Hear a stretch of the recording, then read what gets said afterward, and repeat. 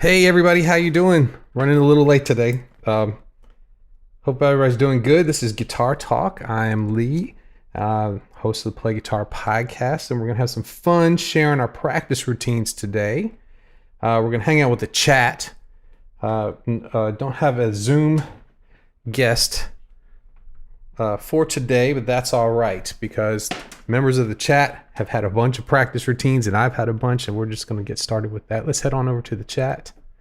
Here. All right. We got Kevin and Dean. Evan's here. David's here. Gloria. Coke. Awesome. How's everybody doing today? You're doing good. Let's a little one in the chat works awful nice. So let's see here. Let me get the chat up so I can see it a little bit better. Hey Gloria, how are you doing today? Martin's here. Hey, Marty, how you doing, man? Good to see you. Thanks for hanging out with us today. We're talking about practice routines. I've got a nice little surprise today. We've got the we've got the indoor bug zapper going on because our apartment complex seems to have a gnat issue today. So at any moment, bam! Just wait for it. Just wait for it. Okay, great. We got some ones in here. Evan's here doing good today. Kevin's doing good today too. Coke is a practicing machine. That's awesome. Brennan's here. Awesome. Okay, great. So we're going to talk about practice routines today. And we'll go through all the common ones. And then we'll kind of go through whoever wants to share in the chat what their Evan says, does the PGA shirt come in all Lee's favorite shades of blue? This one's not blue. I don't think. This is kind of a, let me do the colors here. Let's see. This is green, so maybe my color's off. Let me get to there. Let's see here.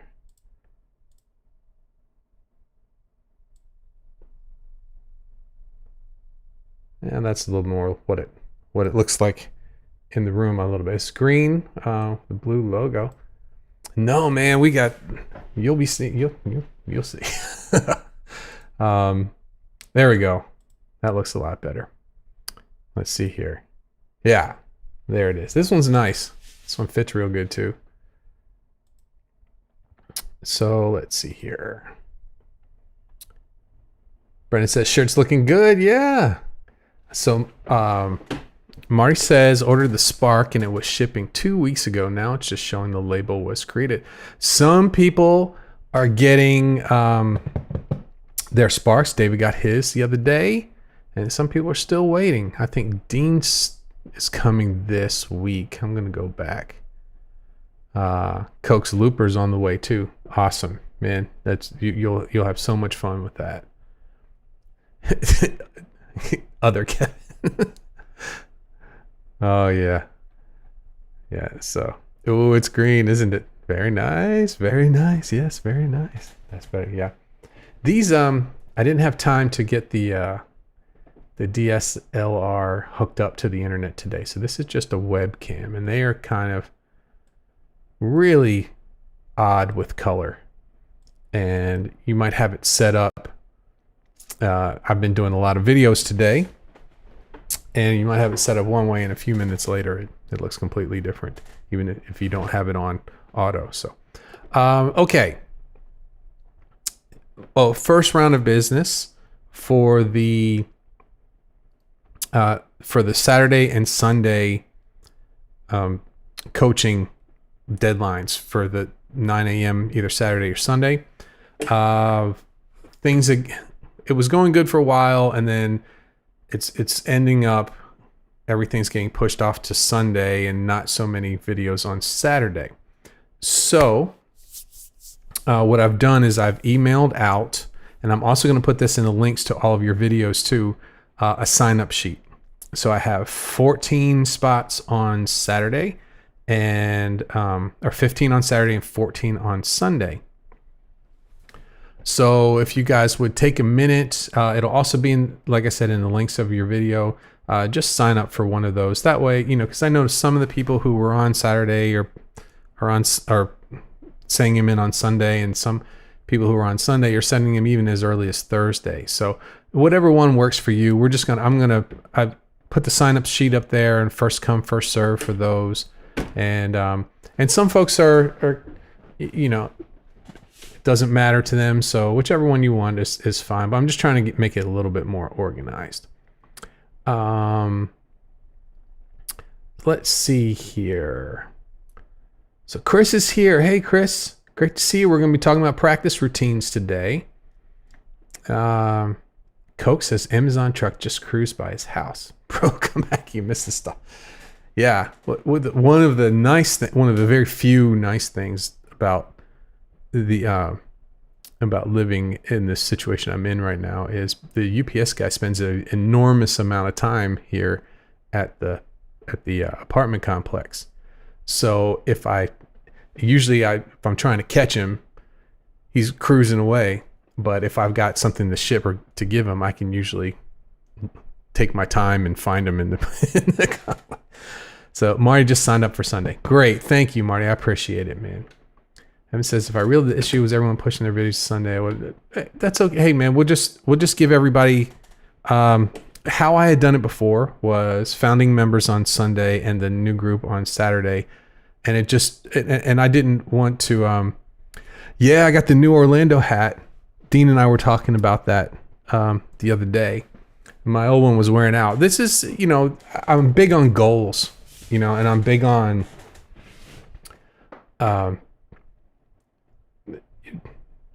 Reminding yourself about goals, and I do a lot of that. And a big goal of mine has been for several years is to move to Orlando. And I had a lot of hats, and I've always worn hats, and I have a bunch of them. But I just decided I was just going to wear that Orlando hat until I got there, And the problem was, that one started to wear out. It was time to retire. So I found one. I had eBayed one with a little bit better color and everything. So got a new one. So practicing. What we're going to talk about is, what was your first practice routine when you got the guitar, your very first guitar? And you couldn't wait to pick up the guitar and play. What was your first practice routine? Was it just as much as you could practice, or did you settle into something regular, spaced out, or was it just whenever you could practice? I know for me, when I first got my first guitar, it was whenever I could get away from everybody, I was practicing. I was practicing all the time. And that lasted for a while. And at some point you realize it's not, I couldn't keep those amount of hours per day up. But practice routines in the beginning are also tied into excitement about learning something new. There's a little adrenaline to that, and figuring it out, saying, I can do it. If that person can play guitar, so can I. So a lot of those hours that a lot of people spend early on are fueled by some wanting to figure it out and some adrenaline there. Then over time, things change. Once you figure it out a little bit and you get a couple of those bumps up to the next level, most people slow down a little bit. And that's kind of that's a tricky time. That's a time where a lot of people just put the guitar down and they don't come back to it. And other people start to think more long term. Let's check the chat. So Evan says, when I got my first guitar, I had no structure to my playing, but I did a lot of it. Right. like adrenaline fueled practicing. Like, this is cool. I'm going to practice this. I'm going to figure this thing out. Chris says first he went straight into songs or the chords, chords for songs, trying to learn the songs I needed. 5 chords and a few open chords. Yeah. David says, did you hear that? Dun, dun, dun, dun, dun. An X-Nat. Okay, so David says, my first practice routine was start here guitar. Man, well, you are set up. Kevin said, David for the win. Yes, that's right. Chris he remembers playing Wipeout and Batman. Oh, yeah, a lot of those one-string songs or riff-based songs. You know, those are fun. Those are really fun in the beginning. It's a big confidence booster when you know, hey, I can just kind of noodle around here and, oh, look, there's the song. I liked David played the Star Spangled Banner. I like that too. That was a really good one for in the beginning when you're getting some melodies together. Those. Dean says mine was mostly learning chords at first. And let's see here. Kevin says, when I first started playing, it was songs mostly. So to me, an early practice routine is really like scrambling to get some achievements. You know what I mean? It's like really trying to get some songs under your belt to see if you can do it. You know, Evan says, zap. Yeah. I should get a table and put it put it right here, and because you get a nice little, when they hit it's like one of those outdoor bug zappers, but it's meant to be indoors, and you get a nice little spark from that too. Okay, Pat, what are we doing? This is great. Evan says, I did a lot of songs of the day. Guitar World magazine was a big part of my team. Yeah, me too. Guitar magazine, I don't know how popular those are anymore or not.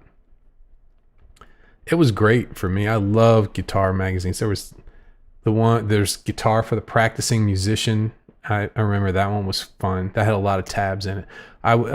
Guitar Player never had as many tabs in it, but had a lot of cool stuff too. Yeah, those guitar magazines were neat. One of the weird things about them was they would get you off track a lot too, because I remember they'd have like a little feature, I don't know, about some technique or some famous person doing something really difficult, and I'm there at 12 trying to figure that out. It's stuff. Evan R says, I tried an acoustic in college, and that time it was just open chords and a few songs I could pick out way before the internet.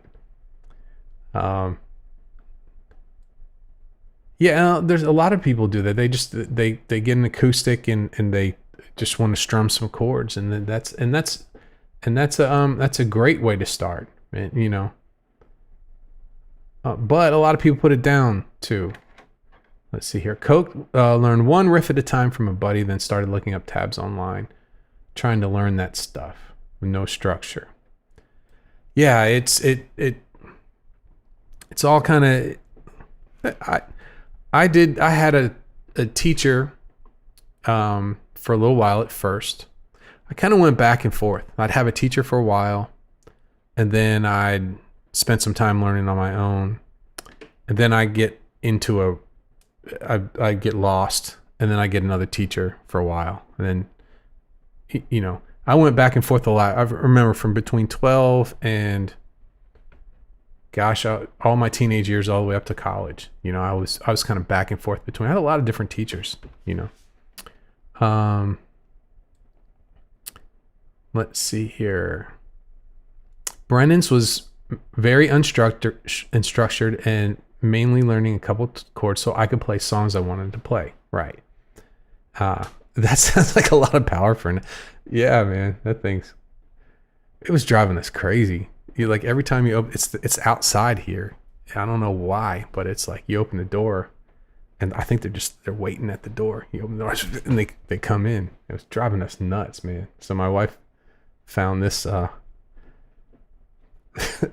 this torture device for insects. It's it's really funny. Maybe tomorrow I'll figure out a way to get it in frame. Marty says, I follow a book with some crappy one-string songs like Mary Had a Little Lamb, probably Mel Bay books. Yeah, they're not the most exciting things, are they? And another thing with the Mel Bay books is they are putting you on track for reading music, and it puts that right away. And like they're trying to get you to read music right away. And that is not the bulk of guitar playing. It's not really centered around reading music. Do I think you should read music? Yeah, I think so. Do I think it's a good skill to have? Yeah. Do I think that's the first thing to force somebody who's trying to learn how to guitar to do? I don't think so. I don't think that really.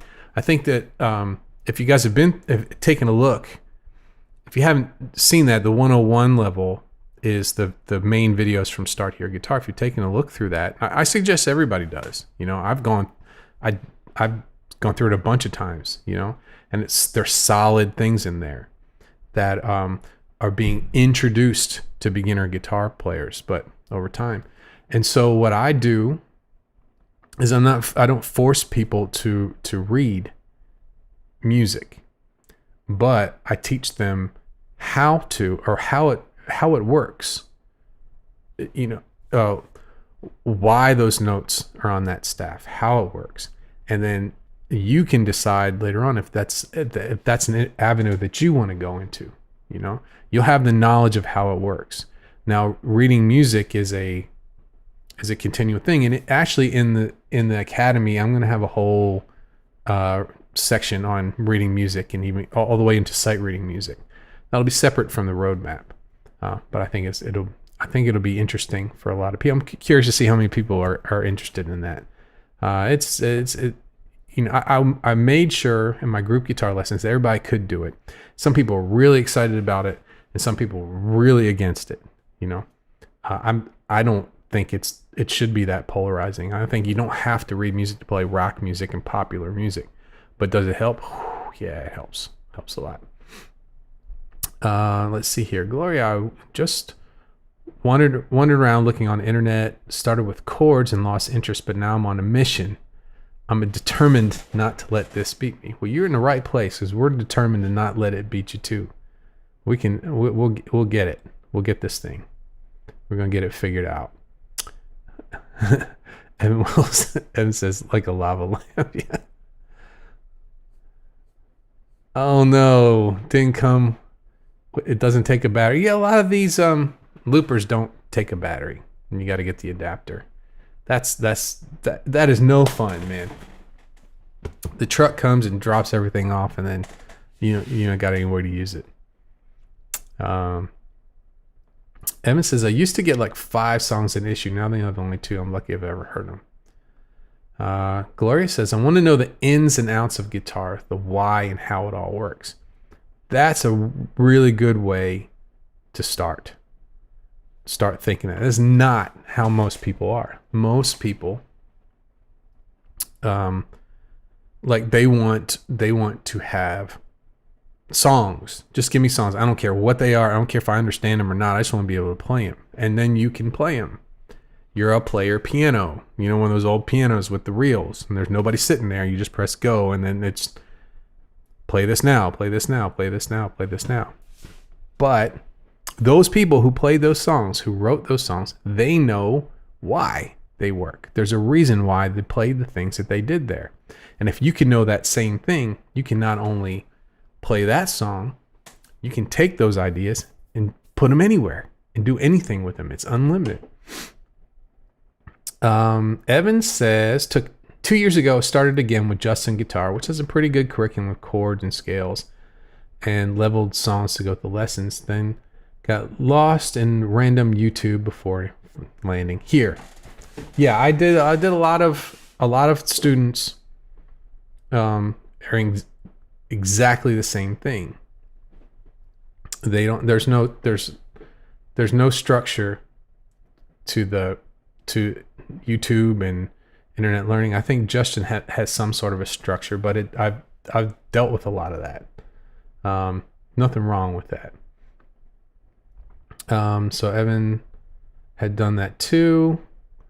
Marty says, yeah, it did start with reading. It did. Yeah, I've never wanted to teach.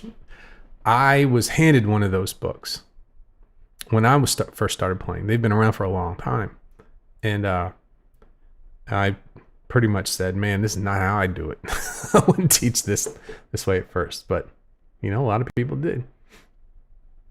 Also landed. Yeah, I've had a lot of people landing at a lot of different sites. And then I would help them make sense of it all. That's kind of what this is. It's the alternative for YouTube learning. And so maybe that's how I should present myself as I go into this. Is it not working for you? Well, it hasn't worked for all these other people, but we're trying to figure it out here, that kind of thing. And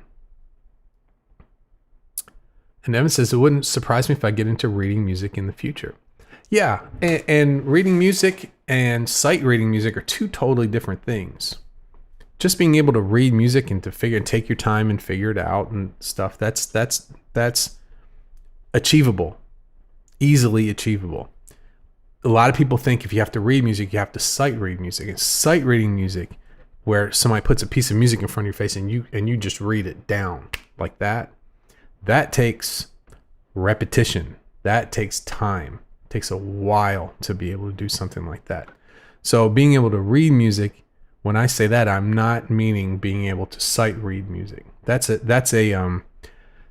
life choice. You're going to spend a good bulk of your life, and especially on the guitar, doing that. Guitar's not really set up for that. It's very doable, but it's tough. So let's see here. Chris says, I was trying to come up with a way of practicing arpeggios and scales using the circle of fourths, but I couldn't decide if I should make some major or minor. Way of practicing arpeggios and scales using the circle of fourths. I couldn't decide. Okay, tell me more about that. Well, how are you going to use the circle? Are you just saying going from like C to F to B flat to E flat to A flat to D flat, just going through the fourths? I've seen people do it all sorts of different ways. They'll do a major triad and they'll do all the way around the circle. And then other times they'll do minors all the way around the circle. But you could do diatonics all the way around the circle. So you could do the key of C, do all of your diatonic arpeggios, then do the key of F, all your diatonic arpeggios, then the key of B flat, then the key of E flat, then key of A flat, then D flat. See, I know the circle of, I don't even have to look at it. D flat, F sharp, B, E, A, D, G, and then you're back to C. We went through all the things. So that could be an idea too. Let's see here. Got to come back there. Dean would like to learn to sight read. Yeah, it's great. And if you're in the problem is a lot of rock people who play rock music. There's not a lot of music to read, so you're not in that practice. But say you do like live shows, like plays and things where people are jazz bands, things like that, where you're getting sheet music at you all the time. And even guitar sheet music for those things isn't the same as like a saxophone player would play. There's a lot of chords with slashes in it, like we do here. So, but being able to do that is a great skill to have. Gloria can read the first position of music on the guitar. Yeah, and that's where a lot of this Mel Bay things are really good at. They teach the C major scale in open position, and it makes sense. A lot of people don't realize that the guitar is a transposed instrument. if you play middle C on the guitar and middle C on the piano, it's an octave apart. So it's not that big of a deal because the guitar is written an octave away from how it sounds. So since it's an octave, you're still playing a C. It's just lower than it's written. Evan says the weekly structure of PJA is a big help. Before that, would tend to see progress as how quickly could move to the next lesson in video. That's the big thing. If you guys take a look at all of the different levels, right? From 101 all the way up to 2027. If I had to sit down quickly and write down what are all the things that someone needs to know to be able to become an advanced guitar player, those are all the things. They're not the crazy stuff, they're not the odd scales and odd rhythms. These are the meat and potato things that you need to be able to be a working musician. Those are the things we need to know rhythm. We need to know our big four scales. We need to understand how chords are created. So we need to be able to play in minor. 207 is harmonic minor, natural minor. The other minor is melodic minor, and that's in the 3 level, that's going to have its own section because the modes of melodic minor open up a whole world of new things. It's very advanced stuff. But if you took a look at everything, that's what you need to do. And so how do you do that? How do you you can't, it's not like the Matrix where you can just say, I want to do Kung Fu, right? Download it, right? You can't do that. So it takes time. And so what I've done is I've taken a large amount of time and spread those things out evenly and adjusted as I went through with my group classes, adjusted when to work on each, mostly from the questions that I would get from the group classes. So those people from the group, and we have several now who are doing the online stuff. It helped do this, and it really works nice. And so the key was not doing one thing too long where you get burned out on it and move to the other one. So that the 10 to 12 week kind of thing works out. So let's see here. Yeah, Gloria says, there's so much info online, you just get lost and overwhelmed with it all. That's correct. I worked our octave the other week and learned something anyway, maybe forgot. And Evan says, I understand the staff to a decent degree, I just can't apply it to the guitar.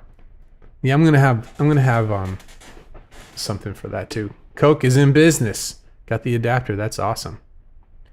Dean says, okay, read, not sight reading. Getting too old for that. Well, it's great to be able to do both.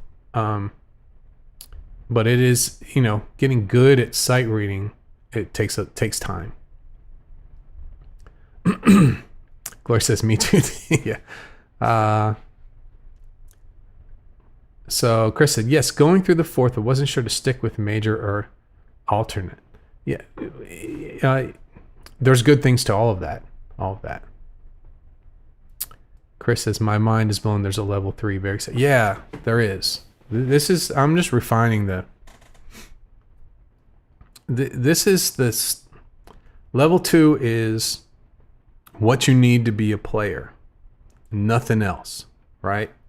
That's what level 2 is. And that's the time it takes.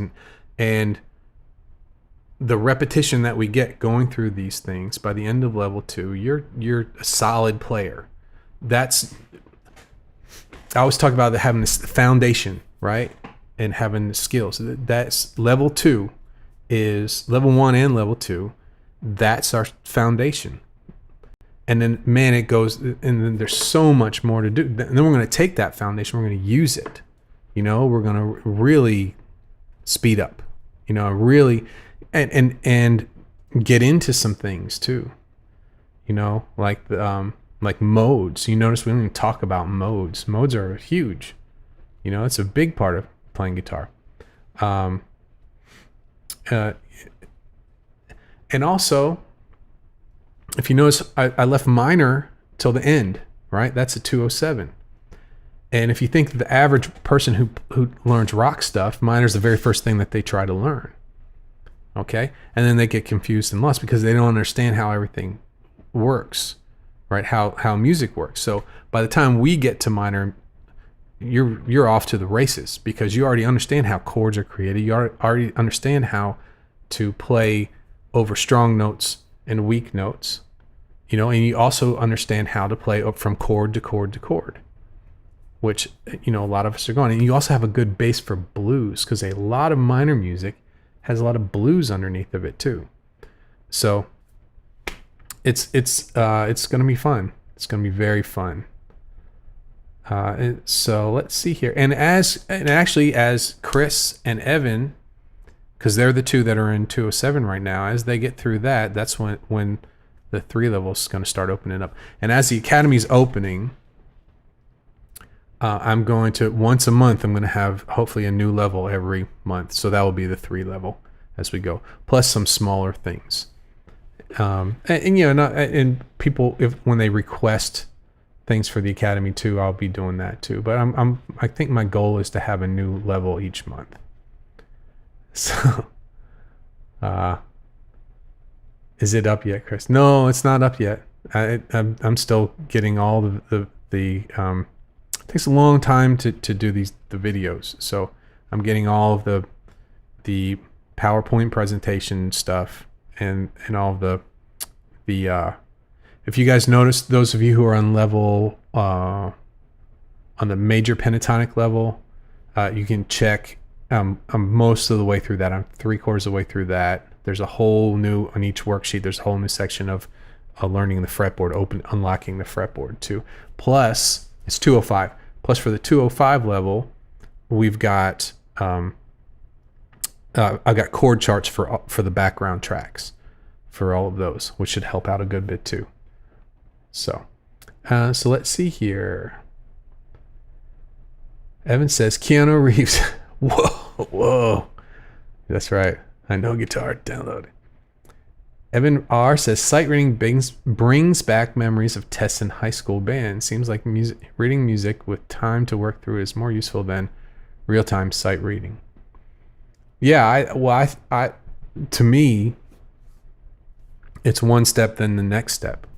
So a lot of the band high school, when I was a kid, I played trombone for a little bit, and that's what they did. They say, read this. Well, I don't know how to do that. Well, here's this one. There's that one. So you're not understanding how it works. You're just trying to figure it out as fast as you can and not get it wrong.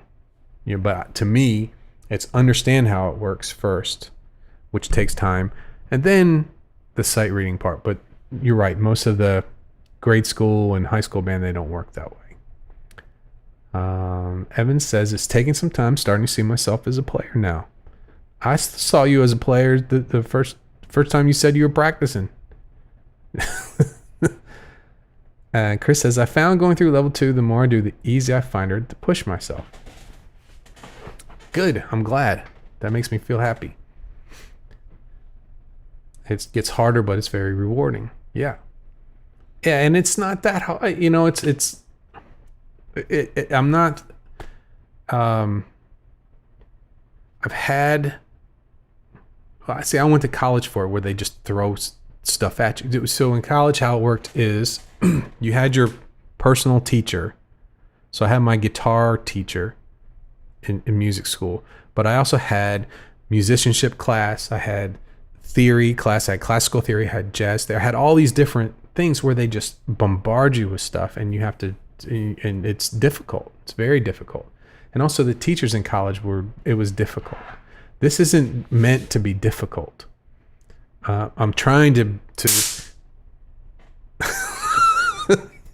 I'm trying to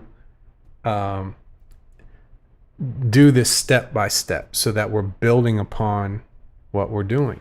So I'm hoping that the 3 level is not going to be, I'm hoping that it's not. I'm not going to let it be overwhelming. We're going to take what we know and build on it. Take what we know and build on it. Take what we know and build on it. So I'm glad you enjoyed the challenge. That's right. Evan says, I get excited to hear about new Academy content, even though I don't try to work ahead. Yeah, I definitely got to bring this into the stream. This is hysterical. That must have been a big one. Yeah, and it's funny. It's got a the writing on the front says like insect killer or something like that. It's funny. Chris says it's like a sponge, just finding brain space to soak things up. Yeah, but that's where the repetition helps, because we don't want to be racking our brains for any of this stuff. We want to just work on it calmly, without like pressure or somebody berating you and all those kind of things, and take the time to really make it easy. It's going to be easy. It's going to be easy. I'm working hard to make it easy. If you guys can start to see who have been through a lot of the levels, start to see how I'm doing things in the structure of it, and I don't want it to be difficult, because in the end it's not difficult at all when you've had all that repetition. So I'm trying to bring that to Monday's podcast is going to be it's going to be really it's really important. It's what I've seen from helping people. It's what I've seen work. And it's all about repetition, and I'm about 3/4 of the way done really writing it out and getting it organized. But you see people, it doesn't matter if you're the type of person who wants to shred and is learning all sorts of stuff, or you're the type of person who just wants to not use a pick and just play soft chords. All the way from beginners to all, it works for everybody.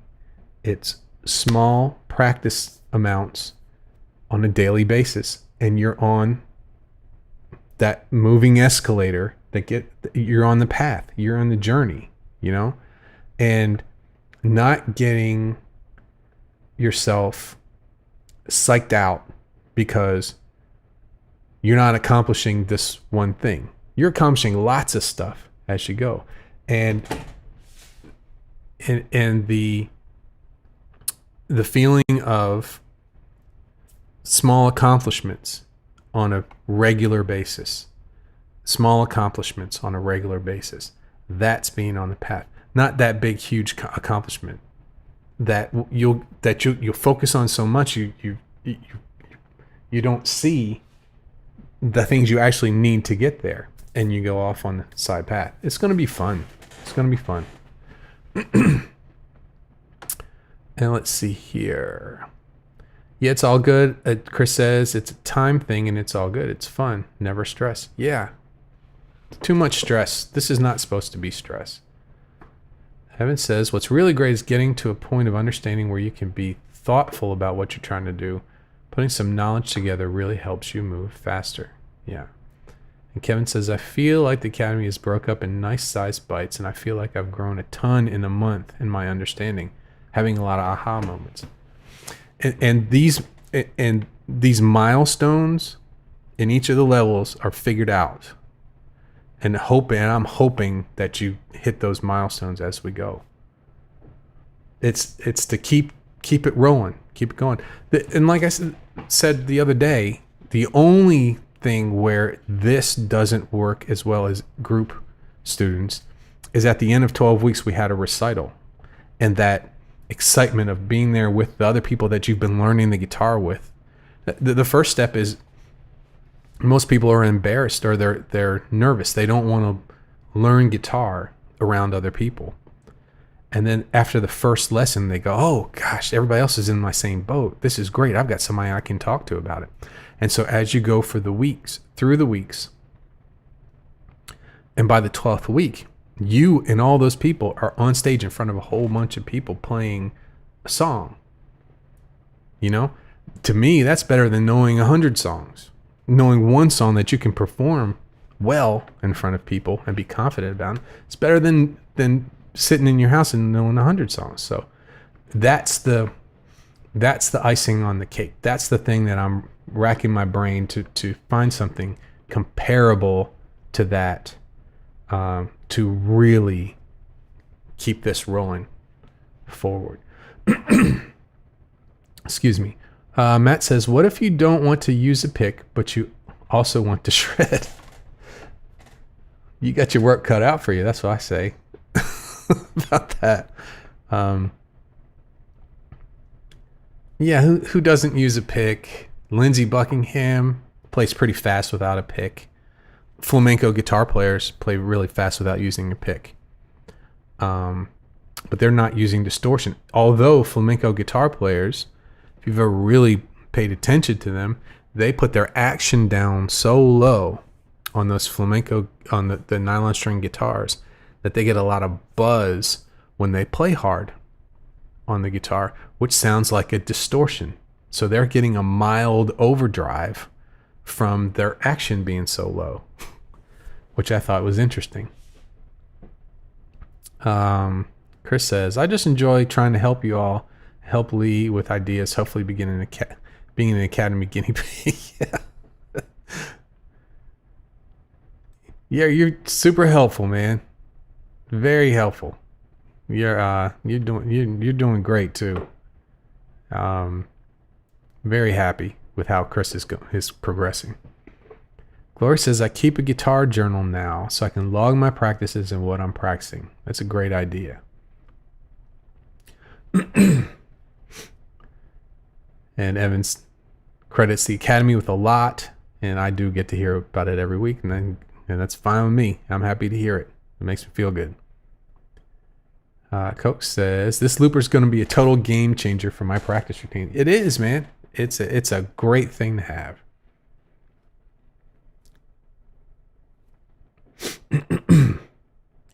Evan says, sharing my songs has been like a recital for me. Never would have been doing this without the Academy. At least I'd still be a ways out from even trying it. Yeah. Excuse me.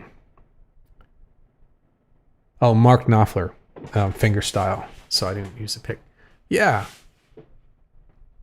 I mean, you know, it's just, look at, well, Tommy Emmanuel uses a thumb pick. Do you use a thumb pick at all, Matt? So a lot of people will use the, like a thumb pick and then three fingers.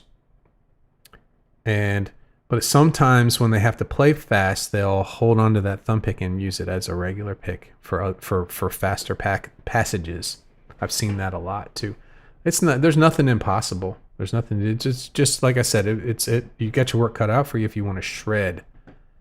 You know, but you know, I would think that having really low action, having a lot of, if you're wanting to do like metal shredding, you have a lot of gain on your amp, like a ton of gain, because you're not going to have as much force on each note. So you'd have to, you could make up for that with having a lot of gain on the amp or on a pedal. Let's see here.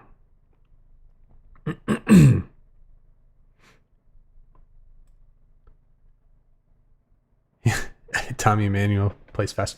And you know what Tommy Emmanuel does is he practices like crazy.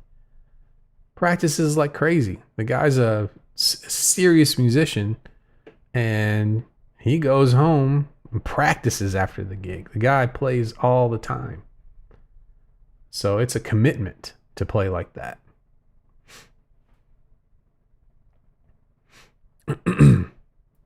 Loopers are super. I'm like waiting for any minute for the zapper to go off. Goodness gracious. Yeah, you can put it on and sneak out to the bar. Yeah, I just wish loopers live would sync to real drummers, but they don't. And real drummers don't seem to be able to want to listen to the looper. It never works out. Okay, I'm going to hit a loop. And then the drummer's time goes somewhere else. So Matt says, "Yeah, thumb pick. You have to go to see Segovia to see a guy shredding all fingers." Yeah, there's a lot of classical players that are fantastic, have wonderful technique, but it's a commitment. It sure is. No thumb pick for Matt. I can't get a good feel for it. I can't either. I would rather grow I used to have my thumbnail grown out pretty long and use that. I don't, not so much right now. I remember in college, all my classical guitar player people who were going there for classical friends it was a big deal. Their picking hand and the things they went through with their nails. And I shared this before. People they would cut up. Some would go and get their nails done and all that. And some would take ping pong balls and cut ping pong balls up and use that as an extension and glue them onto their fingernails, which I thought was just crazy, but they thought it sounded good. Hey.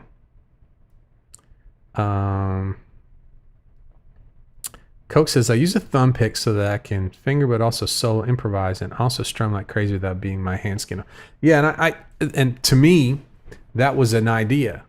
That's an idea, and I had was like, well, I've got a thumb pick right there. Now I can do both, right? But I could never get past the thumb, and the thumb pick always wanted to fly off. I couldn't get the control. So what I do is I use this. So I'll use my regular pick, and then if I need the thumb pick, I'll hide it here. So I'm kind of getting the same thing, doing a lot of country stuff with, but still holding the pick. Let's see here. Evan says, I was looking at different versions of Hideaway. Clapton with the pick, King with fingers, or finger picks. That's a good song to see a lot of different styles of different players. And Evan says, I'll be honest, even if I didn't have to work full time, I probably wouldn't practice so much as most pros. A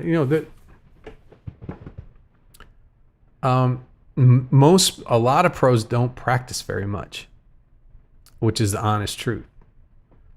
Pros, a lot of players, they consider their playing gigs practice, but is that really working on things that don't sound so good to make you better? To me, it's not. And if he could write more songs, I'd probably spend a lot more time recording them. Cook says, I practice a bit too much, but I've been toning it down since having wrist issues. Sleeping with the brace helps. So I'm back to practicing a tiny bit too much. Yeah, you got to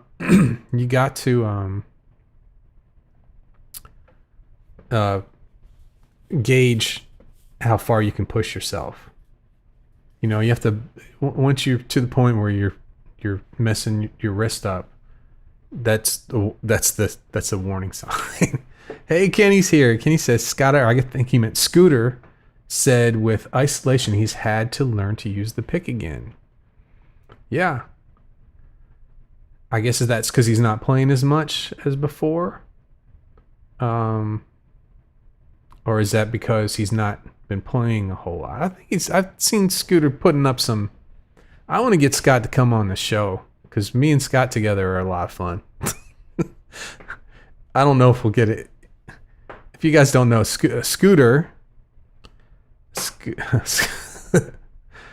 name is Scott Pallett. Scott Pallett is somebody I've known for as long as I've known Kenny, for a long time. And he is an acoustic player. He's the reason I play a Larrivee, and he does a lot of open tuning things. He does a lot of like James Taylory kind of things, but a lot of different stuff. And he's a good guy. And every time I do see him, I say, hey, man, we should do something. He's like, yeah, but maybe I should just have him on here just for fun, just so you guys can meet him. He's a good guy. Matt says, I ditched the pick mostly because I love the feel of the guitar in my hands. I was never much faster with it anyway. My fingers are limiting speed-wise. Yet for me, I would have students who came to me and they'd say, I want to learn fingerstyle, and that's all I want to do. And I'd say, okay, that's good. We'll do fingerstyle. But I still want you to know how to use the pick. I'm thinking of one in particular who's in this town that I'm in, who plays all over the place now. And I've taught him when he was 12 or something like that. And I said, okay, we'll do that. And we did that. But I said, but I also want you to understand and learn how to use the pick. And I don't see any problem with having the knowledge of going either way. It's just a tool. This is a tool, and like you said, you can't. There's a limit that you can. There's a limit you can do with the way most people hold a pick as well, that we deal with in a lot of different things. What I would say is to do both. Be able to do both, and if you're able to use the pick and able to use the fingers, you can pick and choose when you would want to use both of those on. And you might pick everything to use your fingers on, but there might be something where you would be able to use a pick and it would fit. Scooter lost his acrylic nails. Yeah. I don't know if you want to go out and get your nails done for all that. I know for me, on this finger right here, even when using a pick, this outside edge of my first finger where it hits the strings, it wears down. And sometimes it wears really thin down here. And especially when I'm playing live all the time. Right now I'm not playing live. I haven't been playing live for a while, so it's fine. But there's been a couple times where it's worn down pretty thin. So thing about the pick is that you really can't use the same dynamics with finger picking.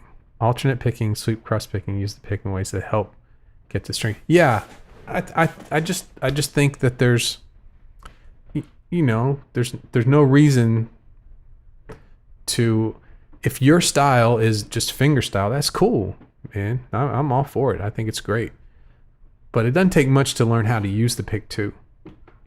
I would just think. Oh, so the story was with his name's Joe. The kid who's not a kid anymore. He's playing it. If people were playing in downtown right now, he'd be all over the place, And he was serious. He wanted to play fingerstyle. I think because his dad had played fingerstyle, and he's phenomenal with a pick now, and phenomenal with fingerstyle too. Depending, and uses them in the right places for the right style of music, for the right songs, and it's so much better for it. So let's see what we got here. Coke says angling the pick a certain way and it bounces across string the way you need to send it off the next note. Yeah, if you have a flat pick, right? Flat pick on a string, right? At some point, when you start going faster, it hangs on the string. So you have to get it to keep a certain speed, you have to angle your pick so that it slides across the string more. You lose a little bit in tone, but at that speed, you're not going to miss that tone anyway. So, Chris, we went Scooter. Yeah, Scooter. I do. Yeah. I'm gonna get this StreamYards thing up and running. It makes it real easy for those kind of things. And I'll see if Scooter wants to come on. I'll tell him people want Scooter.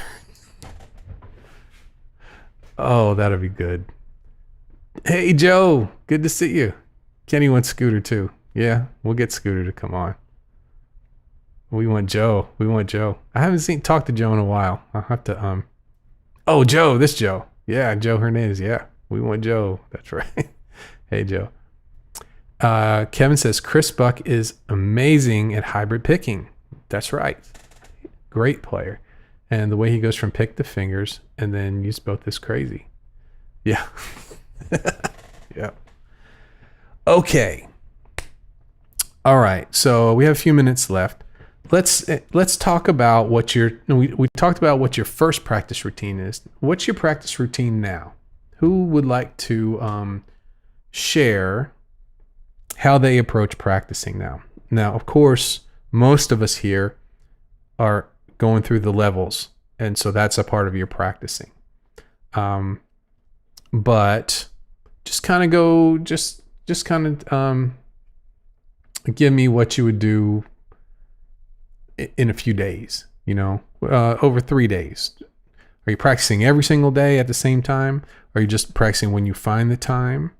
All of those things. I'd like to know about what your practicing is like at this point. So let's see here. Coke, it's got to go feed the baby. Oh, I remember that. Then it's looper time. Awesome, man. Awesome. Coke is in it. He is in it, man. That's a good time. And Evan says, make sure you don't accidentally loop the baby and feed the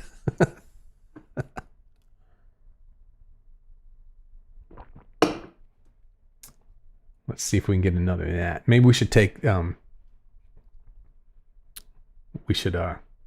guess in the course of one hangout how many gnats we can get.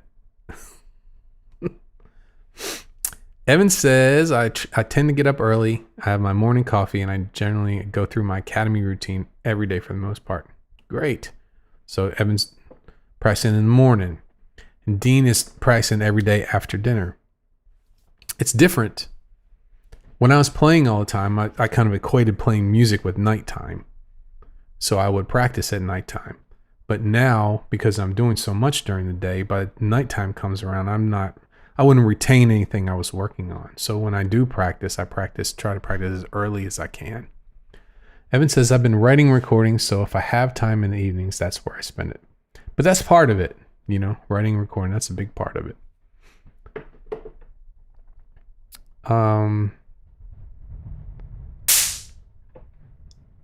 Got it. Nailed it. Joe says, Monday through Fridays in the evenings works best for me, and mornings on the weekends. Yeah, that's a big change too when you got it.